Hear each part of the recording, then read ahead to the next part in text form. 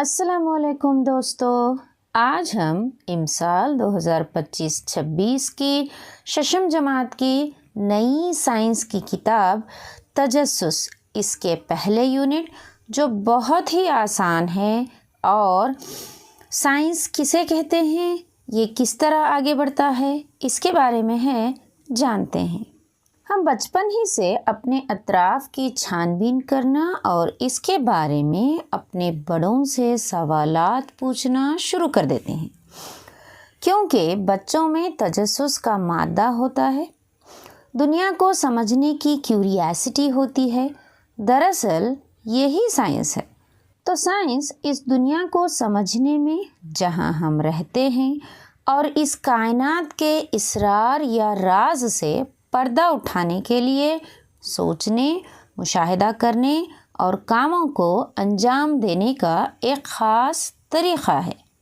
Science سے متعلق سب سے حیرت انگیز بات یہ ہے کہ یہ ہر جگہ، چاہے وہ ریت کا ریگستان ہو یا پہاڑوں کی پتیاں، سمندر کی گہرائیوں سے لے کر باہری خلا کی وسعت تک، باورچی خانے میں کیا کیا پک رہا ہے سے لے کر کھیل کے میدان میں کیا ہو رہا ہے تک، سبھی جگہ سائنس ہے۔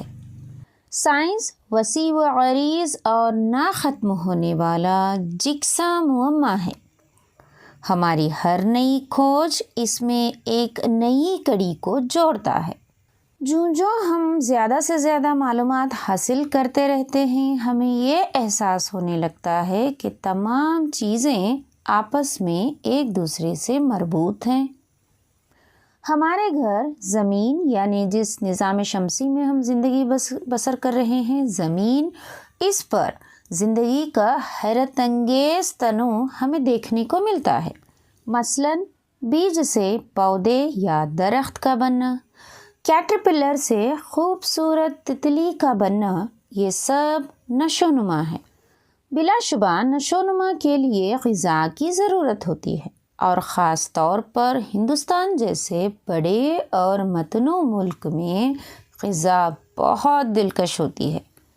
کھانے کے ساتھ ساتھ ہمیں زندہ رہنے کے لیے پانی کی بھی ضرورت ہوتی ہے۔ پانی کا سب سے اہم ذریعہ بارش ہے، اور بارش پانی کے چکر کی وجہ سے ہر سال برستی ہے۔ تو اب تک ہم نے جانداروں میں تنوع کے بارے میں بحث کی، لیکن ہماری زمین جو خود ایک غیر جاندار شے ہے، ہماری زندگی میں بہت اہمیت رکھتی ہے۔ اسی طرح کئی اور غیر جاندار اشیاء ہیں جو ہمارے ماحول میں ارد گرد ہیں۔ تو آپ اپنے ماحول میں پائے جانے والے غیر جاندار اشیاء کی فہرست بنائیے اور اپنے استاد یا استاذہ کو دکھلا کر شاباشی پائیے۔ ہمارے سوالات یا تجسس کا سلسلہ یہیں پر ختم نہیں ہوتا، بلکہ ہمارا قابل دماغ بہت سے سوالوں کے جوابات ہر روز تلاش کرتے رہتا ہے۔ جیسے اگر آپ قلم کی مدد سے لکھ رہے ہوں اور وہ درمیان میں ہی رک جائے، تو آپ خود سے سوال کریں گے کہ یہ کیوں رک گیا؟ اس کے بعد آپ قیاس لگائیں گے کہ کہیں اس کی سیاہی ختم تو نہیں ہو گئی۔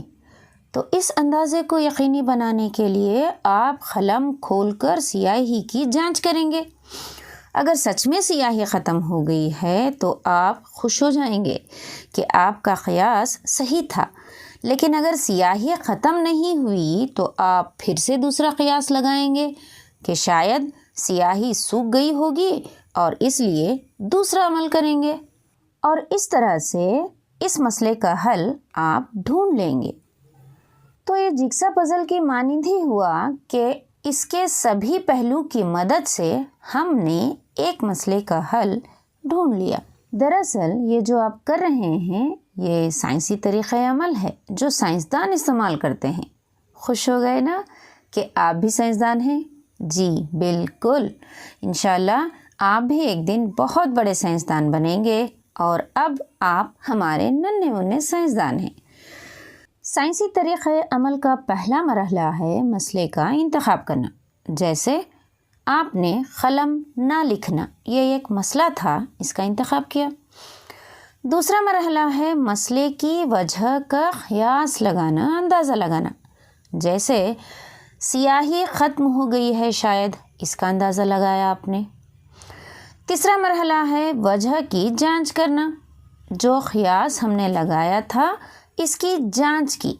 जैसे कलम खोल कर देखा कि क्या सच में स्याही ख़त्म हो गई है। और आखिर में चौथा मरहला है हल निकालना। जैसे जांच के बाद मालूम हुआ कि अगर सच में स्याही ख़त्म हो गई है तो दूसरा कलम ले लेंगे, और अगर नहीं तो फिर से दूसरे अमल से एक और बार हम इस मराहिल को रिपीट करते जाएंगे।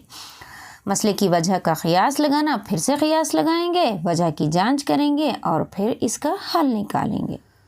तो इसलिए नन्हे मुन्ने हमारे साइंसदान कभी भी सवालात पूछना मत छोड़ें। अगर सवाल होंगे तभी तो जवाब ढूंढने का मज़ा आएगा ना। अच्छा, तो इसी उम्मीद के साथ कि आप ढेरों सवालात करेंगे, बहुत बड़े साइंसदान बनेंगे, आज हम यहीं पर अपना वीडियो ख़त्म करते हैं। ये ना समझें कि यहाँ पर ख़त्म हो गया, बल्कि ये अगले इकाई के लिए अगले सवाल की शुरुआत है। ठीक, अस्सलामु अलैकुम।